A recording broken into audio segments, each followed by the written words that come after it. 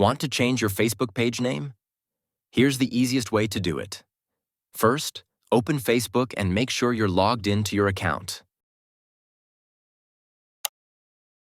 Click on your profile icon at the top right corner of the screen. Then click the down arrow next to it to view all your pages and profiles. From there, choose the page you want to manage. Once you're on your page, click on the 3 bars at the top right corner again. Scroll down and select Settings and Privacy. Then choose Settings once more.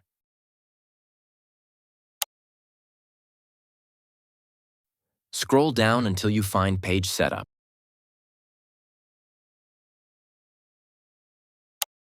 And then tap Name.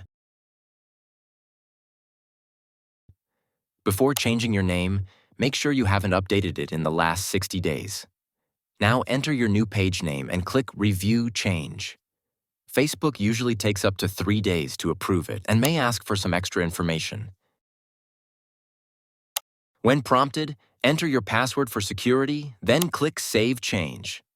And that's it. Your Facebook page name is successfully updated. If this helped, don't forget to like and subscribe to Mr. TechFox for more quick tech tips. See you in the next one.